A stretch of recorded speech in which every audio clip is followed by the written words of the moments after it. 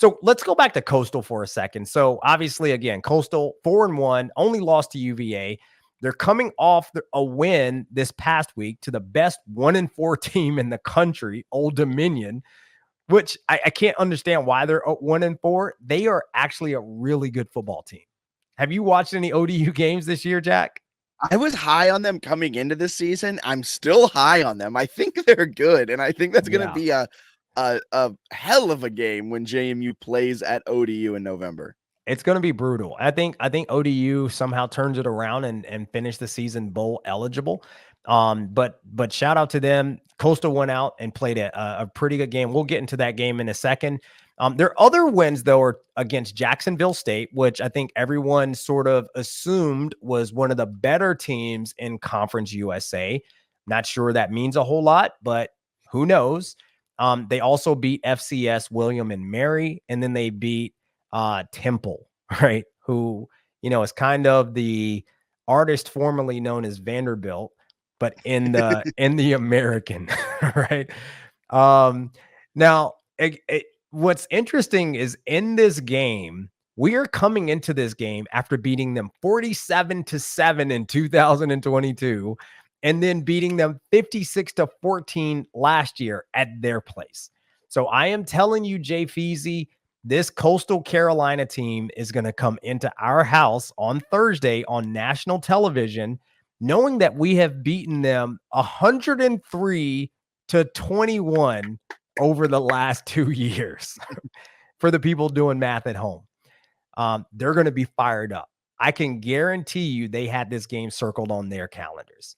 So what are your overall thoughts, I guess, on Coastal Carolina coming into the Mullet on Thursday and just their, I guess, desire and drive to come out and make a statement?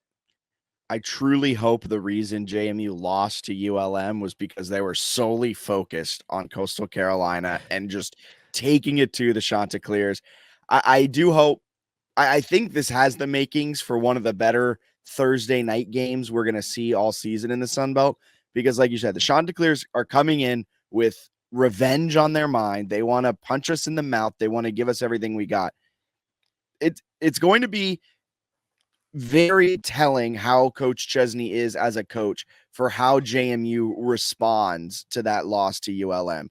If they come out flat and look disinterested, which I highly doubt they will, but I think that's very telling on how he was able to get them motivated for this week. And that's a huge part, in my opinion, for being a head coach at this level.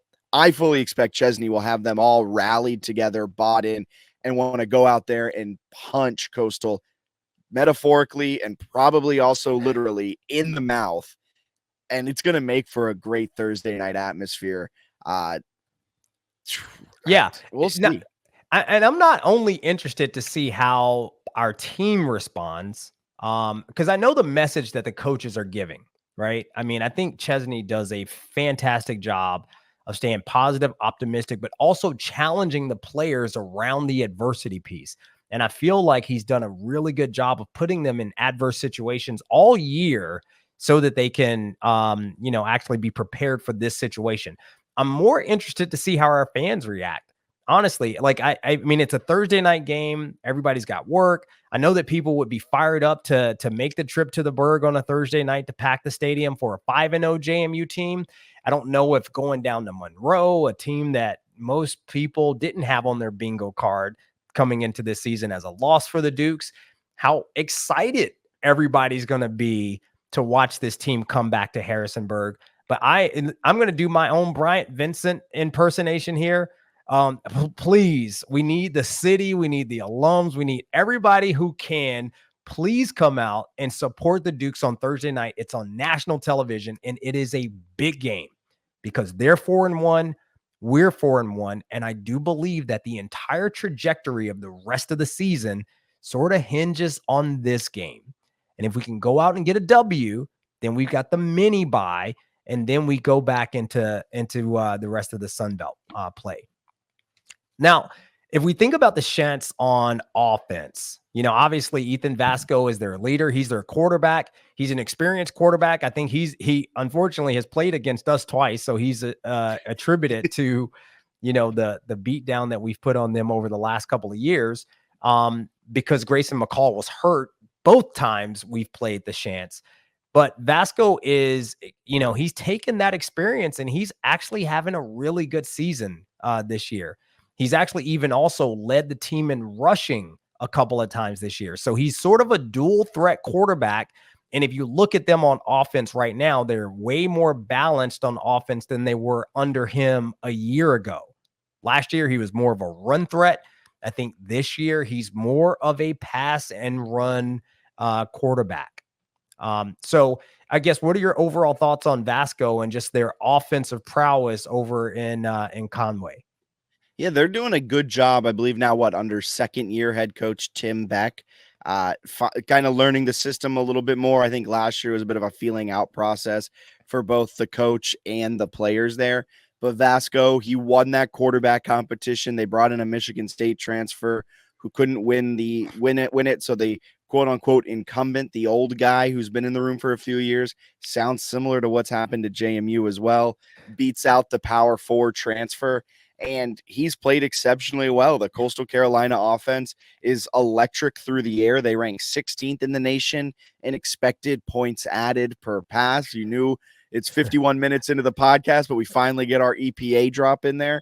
So they're in a very, very, very efficient passing attack, and they do a lot of their damage on early downs. On first and second down, they're setting themselves up for advantageous third downs. They actually rank 29th in the nation in average third down distances. They average a 3rd and 6, where JMU averages a 3rd and 8. Wow. Yeah, and I think part of that is because they like to also run the ball. So although Vasco's thrown for 1,100 yards in 5 games, the other thing that I think helps them out a lot on these, averaging only 3rd and 6 is that he's only been sacked 2 times this season. Two times that kid has been sacked. He's got really good pocket presence. He's really hard to get on the ground. And if we juxtapose that against Barnett, who is also a running quarterback, I'd say more of a threat to run the ball than Vasco. Barnett's been sacked 13 times this season. So 2 times versus 13 times. And so they are averaging 38.4 yards per game. They're averaging 197 yards rushing each game. And they're also throwing the ball at 241 yards passing per game. And they even dialed up a trick flea flicker last week against ODU. So there might be a chance that we'll see some sort of flea flicker. So I think that one of the keys to us beating them this week, especially on the defensive side of the ball, is that we've got to bring some pressure. First off, we've got to stop the run. They are committed to the run. If we can keep them in sort of 3rd and throw situations and then find a way to make a play on like a longer 3rd and 8, 3rd and 9, then I think we're in business. If we let them operate and get to that comfortable zone that you just talked about, 3rd and 4, 3rd and 6, it's also going to be another long day for us. And they do a really good job of scoring touchdowns. So again, 38.4 points per game is nothing to sneeze at. Now, if we transition over to their defense for a second, they play a lot of cover 2. And so again, we're going to see some of the same looks that we saw in this past week, where maybe we don't have an opportunity to take the top off the defense. Maybe what will hopefully work into the game plan, or maybe some post routes to split those two safeties high. And I think that is a throw that AB3 can absolutely make. And I think it's a catch that, Dollison and Ross can make downfield. Now, the other thing I think is when they bring pressure, they do play man. So if AB3 in his pregame checks or pre-snap reads can figure out when the pressure's coming, where the pressure is coming from, because I did not see that they do a really good job of hiding their pressures. If he can figure that out pre-snap and then make some plays, especially when they're going to man coverage, I do think that's going to be a huge opportunity for us. What are your thoughts on their defense, though, Jack? Have you watched them play? Anybody stand out on their defense to you? Because I didn't really see any standout performers there. I haven't watched a ton of Coastal this season, but with PFF and all of these advanced stats I have right at my fingertips, I can sound really smart when I talk about it. Clev Lubin, their edge defender, is their highest rated defender. He is an exceptional pass rusher, and it seems to be that's what they really use him on. He's taken 98 snaps. 15 of them have been for pressures. He's pressured the quarterback 15 times this season, resulting in 1 sack, 2 hits, 12 hurries, a 91.7 pass rush grade, which is almost as good as it can get in the Sun Belt. Might be the best pass rush grade in the entire Sun Belt. They have what seems to be pretty solid guys overall, and I'm kind of worried with a cover 2 defense how Dean Kennedy and how Alonzo Barnett go about scheming that, because it seems like this has been the first time that they've been there's been kind of a wrench. Something has messed up. There's a wrench in their gears. It's not going the way it was supposed to be going. And it just came up on Saturday. And now you have a short week to try and figure it out against what is a better defense who runs a similar style. Are they staying up until 3, 4 a.m. trying to diagnose this and figure this out? Like, it's going to be really interesting, because I'm getting flashbacks to the Mike McDaniel-led Miami Dolphins when he figures out this motion with Tyreek Hill and Jalen Waddle. And now this season, they're one of the worst offenses in the league because defenses just figured it out and they have no changeup. I'm not ready to hit the panic button just yet, but I am worried that they're struggling to find a changeup right now.